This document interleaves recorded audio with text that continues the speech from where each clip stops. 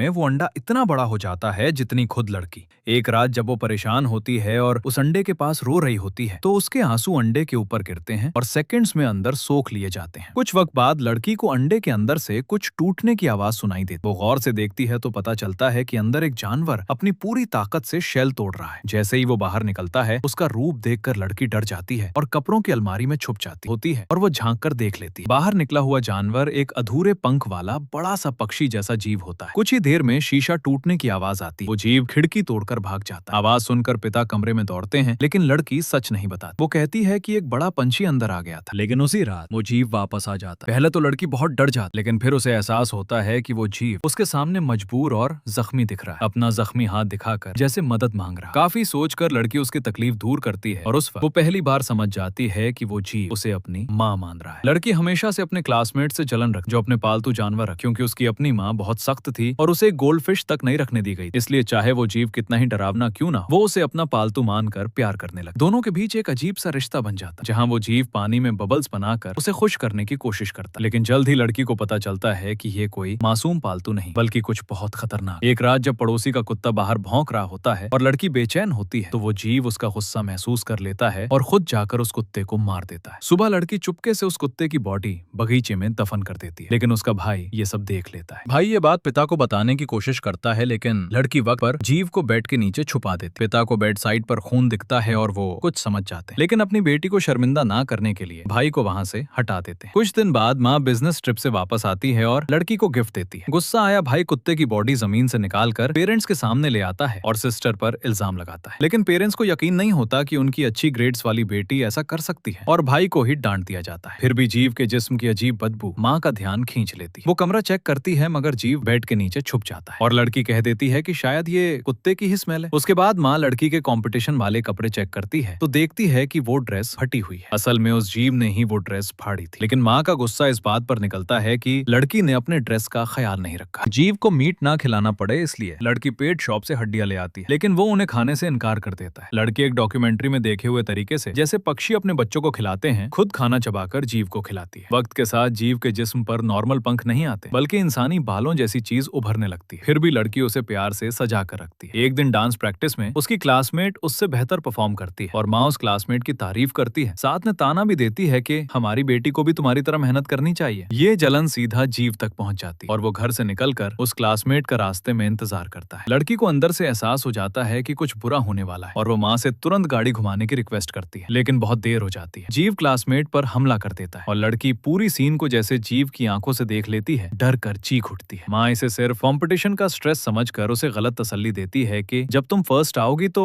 सब ठीक हो जाएगा। ये सुनकर लड़की के दिल में ये ख्याल आता है कि शायद क्लासमेट के जख्मी होने से ही उसे फर्स्ट प्राइज मिलेगा और वो अपना गिल्ट भुला देती है। अगली सुबह माँ उन्हें एक वेकेशन पर ले जाती ताकि कंपटीशन की तैयारी हो सके। माँ पहुंचकर लड़की को पता चलता है कि उसके पेरेंट्स असल में अलग हो गए हैं। माँ एक डेकोरेटर के साथ रहती है जिसने एक बेबी भी अडॉप्ट किया हुआ है और सिर्फ अपनी ऑनलाइन इमेज बचाने के लिए 4 लोग एक साथ रहते हैं। यह अनजान माहौल लड़की को अकेला और बेकार महसूस कराता है, मगर जीव उसे वहाँ भी ढूंढ लेता है और उसके पास आ जाता है। कुछ दिन बाद माँ को स्कूल से कॉल आती है कि वही क्लासमेट एक्सीडेंट में जख्मी हुई है। वो लड़की को हॉस्पिटल ले जाती है। क्लासमेट के चेहरे पर दर्जनों टाके हैं और उसका एक हाथ काट दिया गया है। ये देखकर लड़की अपनी जलन पर शर्मिंदा होती है और जीव से नफरत करती है, अपना मुंह छुपा लेती है, लेकिन जीव उसे गले लगाकर तसल्ली देता है। उस घर में अंकल, माँ का पार्टनर, लड़की और बेबी दोनों का बहुत अच्छा ख्याल रखता है और लड़की को एहसास होता है कि वो बुरा आदमी नहीं है। एक दिन जीव की आवाजों से अंकल को शक होता है और वो कमरे में जबरदस्ती आता है। जीव बाहर निकलकर हमला कर देता है और अंकल दरवाजे से लगकर जख्मी हो जाता है, लेकिन जीव का चेहरा लड़की जैसा होने की वजह से अंकल समझता है कि ये हरकत खुद लड़की ने की है। शर्मिंदा होकर लड़की अपना बैग पैक करती है जैसे घर छोड़कर जा रही हो और अंकल से माफी मांगती है। अंकल उसे माफ कर देता है और माँ को कुछ नहीं बताता। जल्दी में माँ कंपटीशन के लिए लड़की को लेने आती है और लड़की कंफ्यूज हो जाती है कि अंकल और भाई क्यों नहीं आ रहे। माँ कहती है वो दोनों घर पर रुकेंगे। इसी वक्त लड़की को डर सताता है कि जीव अंकल या भाई को नुकसान पहुंचा सकता है। कंपटीशन के दौरान लड़की गोल्ड मेडल जीत सकती थी, लेकिन उसे एहसास होता है कि जीव घर में बेबी के कमरे में घुस गया है। बेबी को बचाने के लिए वो अपना बैलेंस छोड़ देती है और एपरेटस से गिर जाती है। कलाई में चोट लगने की वजह से पकड़ छूट जाती है। उसी वक्त अंकल कमरे में पहुंचकर जीव को देख लेता है जो खिड़की से भाग जाता है। कंपटीशन में सब लोग लड़की को तसल्ली देते हैं